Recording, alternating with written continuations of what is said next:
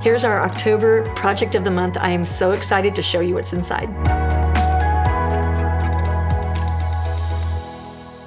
All right, when you get your box, it's gonna have these cute stickers on it. We're gonna flip it over and take the stuff out. You guys, we are so excited about this project. It is such cool stuff. So let's see what we have inside. We've done a little less packaging this month. We're trying to perfect where we're going with packaging. So your stencils are together and your surfaces are together. You're always gonna have a coupon. This one is for your 10 off your next $30 purchase. That is a really great deal. And it gives you QR codes and everything. Let me get some scissors. So this is the October, and our theme is pumpkin, gratitude, thanks, grateful, that kind of stuff. And all things with fall leaves, and that will take us straight on through to November, which is a really cool thing, although there will be a November one. But this project you can leave up for a good 2 months. So I'm gonna take this away, and now we've got some stickers. They are so cute. You can put them on your coolers, you can put them on your journals, notepads, anything like that. Your Yeti, I've got a Yeti with a whole ton of stickers on mine. We have a grateful stencil, and that's a single word. You can use this on a million projects. Then we have a pumpkin shape, and then we have the pumpkin with the shape of the pumpkin with words on it. You can use the words individually. You can stack them. You can take the greenery off of it. You can use it any which way you want. It's so versatile. And then this is my favorite. It looks so amazing when you use it. So this is a background pattern stencil, and it is gorgeous tone on tone. That's what we're gonna do today. You are gonna love the effect of this. And what I'm really trying to do when I'm doing these videos is give you guys totally new techniques that are kind of shiny, that will make your project stand out really, really nice and strong. Okay, then next we have this is a little brochure, and inside the brochure, we have, we're not going to show you here. Let's see, must mask. Don't get to see what that is yet. We have the different examples, and then Elaine, like a superhero that she is, has gone through and shows you the colors that we use for these different painted examples. And then it tells you about the wood, and it tells you some other stuff right there. And then it also shows you on the back where to get the color chart of our 80 colors so that you can paint along with us. And then it has a color mixing mat and where to get the brushes, and then the basics of stenciling. So you have all your information right here. And then let's open the wood. Our team does such a good job of putting these together. These are made right here in Southeast Ohio. They are designed by, like we come up with the idea and then our design team designs them. This is gonna be packaged with a little bit of this shrink wrap stuff. You got a couple more stickers. We love the mandala in the fall. That is so cute. And then leftovers are for quitters. Super fun. So this is gonna be shrink wrap so that you don't have anything falling apart. And what I love about these of the month, the project of the month, is that you can mix and match all of the pieces. So that is like my favorite part. So you can use the word on any project that you want. You can put it on a frame. You could put it on there's a big neat trend about putting these cutout letters on your plates for like your Thanksgiving's centerpiece or your serving plates and stuff. They look really cool. And then, so now this has 3 pieces of wood plus the wood embellishment. And so this is gonna be your cutout and your pumpkin cutout. And so my personal idea for me is that I'm going to show you a project that uses these two together and then this one separate. So you can hang it with a bow, you can put holes, and you can do command strips, whatever you want. This can be glued onto here. It's gonna be super cute. So let's get started. I wanna show you a pro tip for how to use these brushes to get a nice clean base coat. I'm on my 3rd base coat. You always do super thin base coats because they dry really fast. They won't lift when you tape, that kind of thing. So it's just really nice to do super uber thin. And you can still see through this, so I need one more coat. So I just pick up just ever so scant amount of paint that you barely can see a shine. If you needed to, you could offload just to have no excess wiping over the edge. what I do is I want to hold it down here, and then I kind of use the sponginess of it to kind of tap. I'm not wiping, I'm tapping, and then I draw it down. I got a little goober there. And then I smooth it out. These are those new foam brushes that we introduced that are like half the price of the other ones we were using, so knowing how to use them is a good idea. Anyway, just nice and smoothy smooth. And then when I'm coming off the edge, I flick my brush up so that I don't end up with a mess on it. And I do take some time to smooth out my base coats. So I'll get that here. It's the same on the other side. Go across the top, then smooth out. And I'm just not wiping off on the excess edge there, the excess on the edge. And then to do the other side, simply flip it over and repeat the process on that side. All right, so we have our cutout panel already based. It's got 3 thin coats, like I showed you. And now we're just gonna take our pattern stencil, and I'm gonna tuck it over so that it's over in the corner and it gets things from edge to edge. You could lay it right like that, but because of this cutout, you're not gonna see as much stuff. So I'm gonna nudge him over and then we'll fill in. And that's another good lesson to learn. Okay, so I'll get that positioned, and then it's important to go ahead and tape it down in 2 places. And so I know that I can get up to here, and then I can tape it over to here.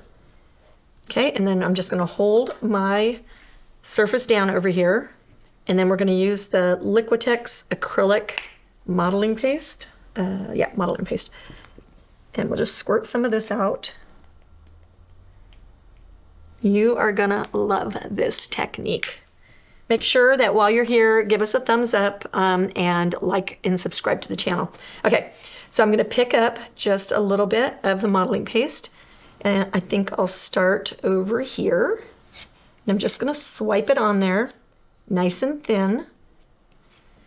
It's important that you hear this next piece of information. When you get done with this, you need to take this right to the sink and you need to wash your stencil, because your stencil will get ruined if it dries on there. So you have to get it washed. So we just fill across the stencil. And this will be 2 parts of this. So I will be moving my stencil, so I'll get as much done here, then I'll have to let it dry. So I'm gonna go to lunch here in a little bit, and I'll let it dry over lunch, and then I'll be able to pick it back up when I get back.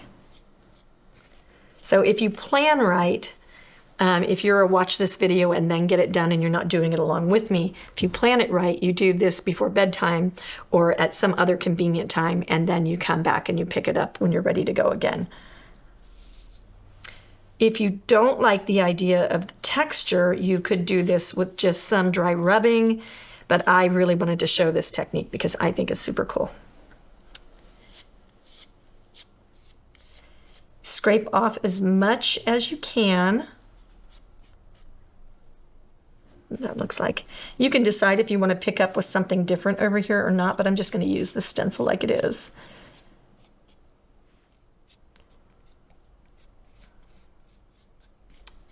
And then scrape off everything that you can so that you don't end up washing it down your drain. Okay, and then one thing, if you're particular about drains in your house and things like that, when you have a bunch of stuff like this to wash, get a bucket that you can rinse off, and you can chuck that into the driveway or on the grassy patch or whatever, and that way you're not putting it all down your drain. All right, this is what it looks like when we just took our stencil away, so it just has a little bit of raised texture. I'm going to paint that black when we get the rest of it put on, and it's gonna look so cool. So now I'm back from lunch and my modeling paste is dry. So now what I do is I find another area of my stencil that I like to repeat a pattern and finish off this area. So I found this little strip right on the edge that I like with the little acorn up there kind of in the corner. and the leaf, and everybody kind of fits really nicely. So it's just going to be a matter of taste and a matter of what you like. And then I'll pull this all the way down to almost to the bottom row. And then I'll use my knife. I'll repeat that pattern or put more pattern on.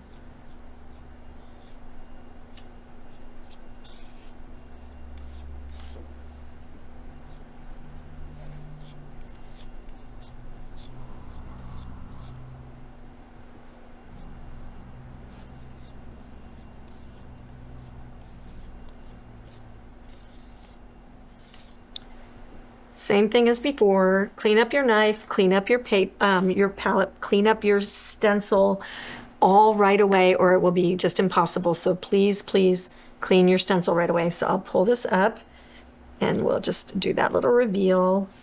That looks super cute.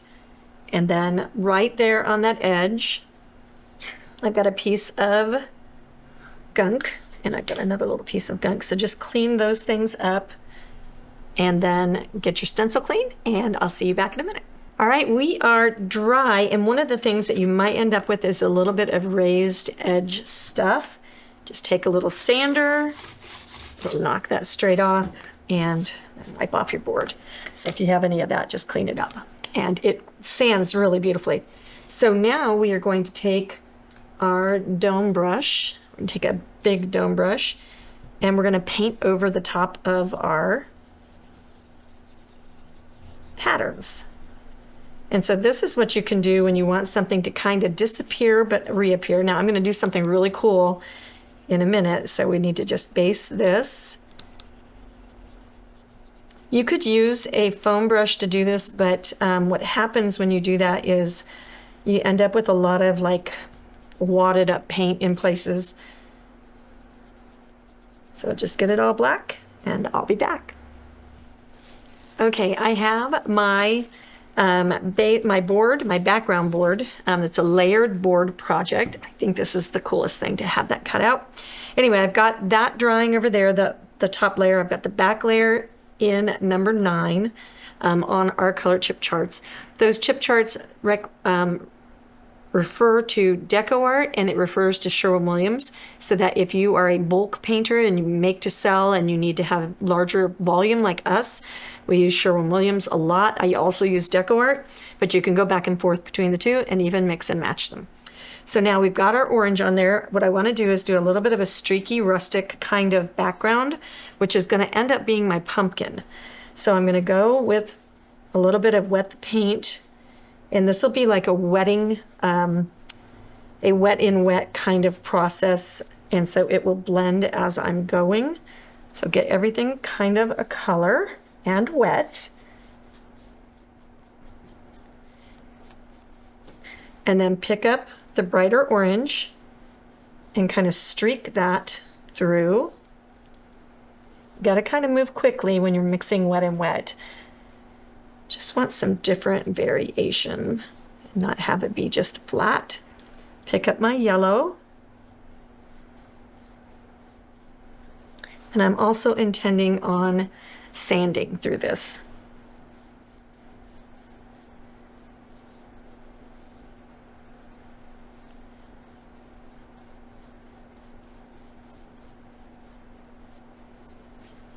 Okay. So if I'm looking at it through a mask, that's what I'm going to see. I think I need a little bit more. This is going to take a bit to dry because this is like the drying project, right?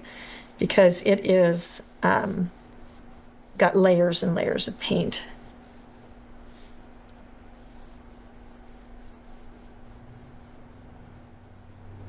Don't overblend it.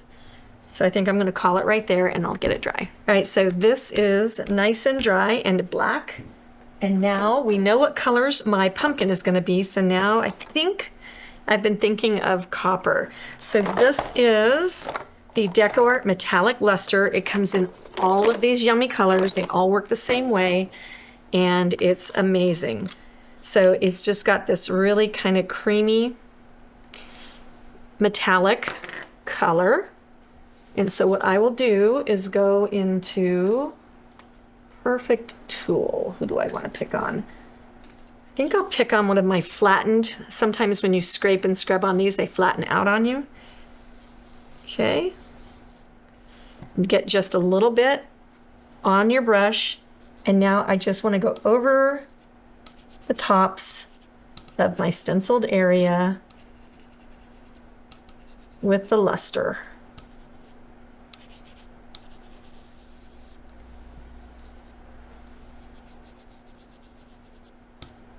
And that's just going to add that little bit of pretty metallic kind of pattern looking thing right there in the background. Don't push too hard or you'll get everything this color.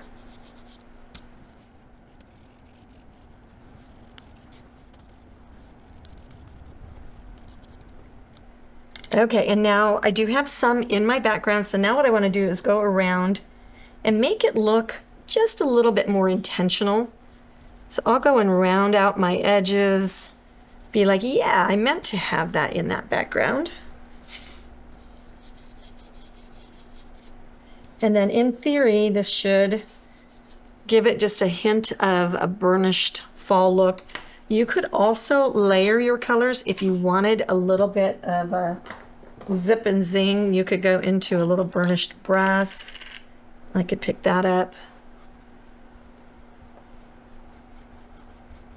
Oop. Off the page here. And you could give just a little kiss to some of the elements.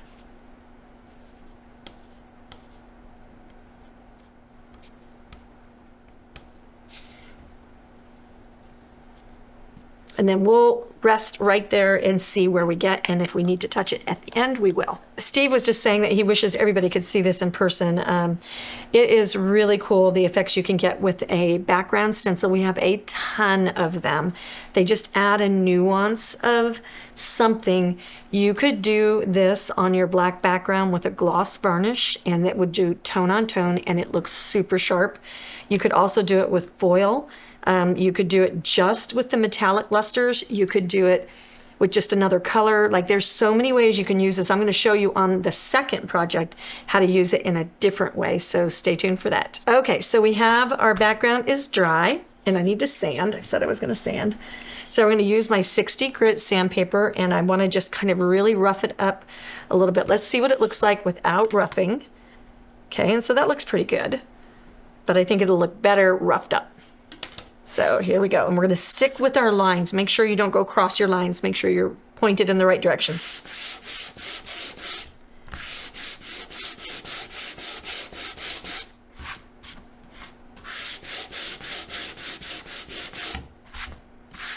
Whoop.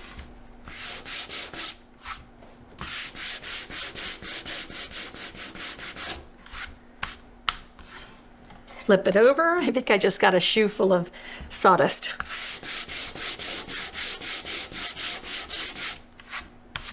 If you're working at home and not in a studio, it's really smart to have a big tall trash can near your table and you can sweep right into your trash can. Okay, so now let's take a look at that with that over the top. Oh, I like that so much better. That looks cool. Okay, so it just isn't flat. I really enjoy things with texture.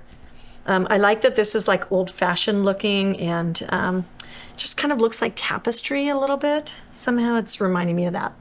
Okay, so we're not going to put a stencil, a pumpkin shape on our project, but we can use this to place our letters. So what we're gonna do is we're gonna use our raised, we've got a little wood line thing, so I can use this to position this, and then I can take that off. I have a letter that's not poked out,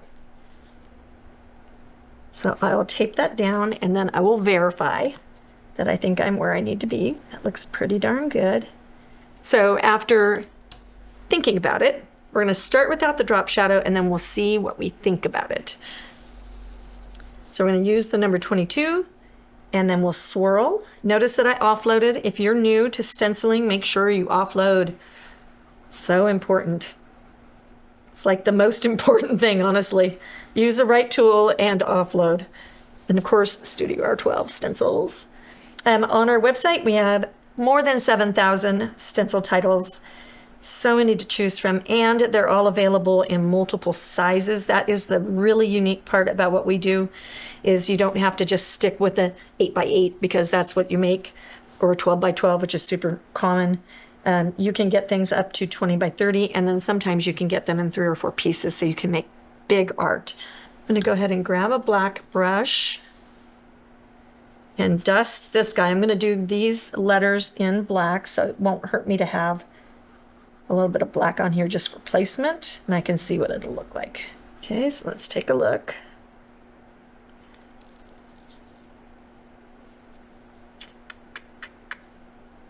Okay, let me do another coat.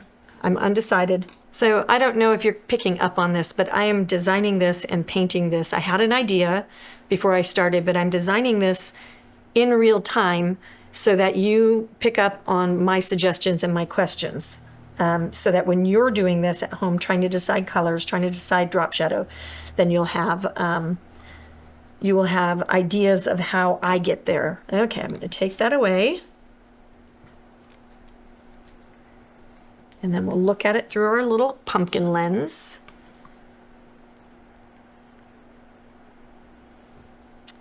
And then we see with our little word. I don't know, I think I can leave it. Let's see when we get the word done, and then we'll decide. Okay, so with that, we can go into, normally I use the Jumbo Daubers. And actually, I think I will because I just don't want the mess. It's a very dark color on the edge, but I don't like drippy messes on my letters and edges of my boards. That's like a pet peeve. So, but see how fast that makes it to base these letters? And you won't get a bunch of drips and stuff. And notice that I still offloaded. Always offload. Okay, if you're sitting there biting your knuckles, it was 3-to-1 drop shadow. So we're doing drop shadow. So here's how we do it. So this is a good lesson for you to know. What you're going to do is you're going to either, so you do a little dusting. In this case, I based it, but it took seconds to do, so it's not a problem. But you do a little dusting on your stencil, and then you slide your stencil down into one side or up into one side. You're always going to do it down or up to one side or the other. It can be either way. None of it's wrong. And so you get it lined up, and then I move it down, and then I slide it over. And then that will be in the black color. And then I'm going to stipple because stippling will make it base faster than swirling. Okay, now we remove the stencil. And then we dry it. And now we take and put our stencil back in position with our white words.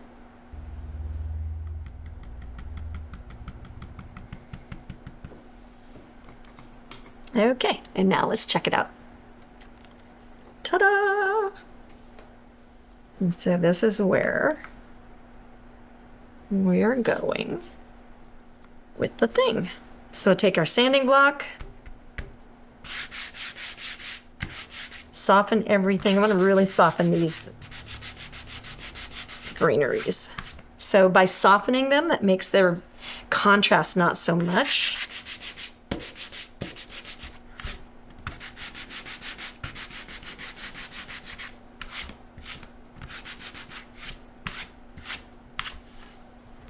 And then I think we go on to our letters and we get our copper.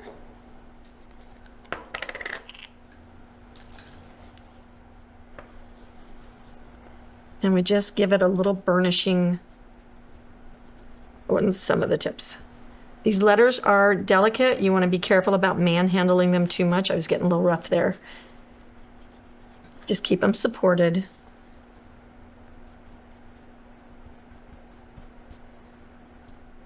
Okay, so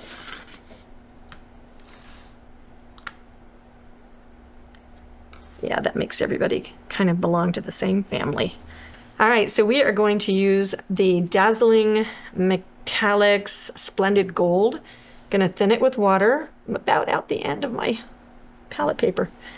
Get a heavy-handed brush, tap off away from your stuff. The other day I tapped on the area near my foot and I still have white spatters on my shoe. So now we go a little bit more.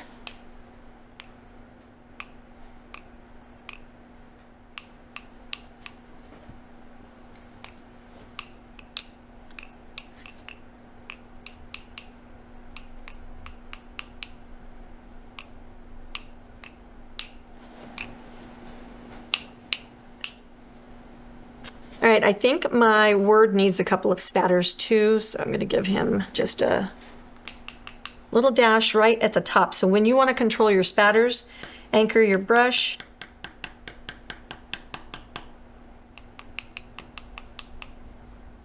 Flip it around. I don't want the spatters through the middle of the word, just want it on the tips. Okay, with spatters, you want to be careful they stay wet a long time. So I think that'll do it. Now I'll get them dry and then I'll show you how to put everything glued together. Okay, and then we're going to use quick and dry tacky glue. You could use hot glue, you could use E6000, you could use anything you want. If you want this to have varnish, then varnishing now would be the time to do that. If you want it to have wax, then you want to do your wax is weird because you're not going to be able to glue things together with the wax. So I feel like wax is kind of off the table here. And then what we're going to do is, because I have this like nice outline, I'm going to just go ahead and give it this dries clear. And now we'll pop this baby on there. Push it down. If you feel the need to clean anything up, then you can get in there with a little Q-tip, but that is such a small amount of little bit of stuff that's going to dry clear. It's going to look great. And now we'll do the same thing to the back of this guy. Okay, this guy flips over. He goes on top.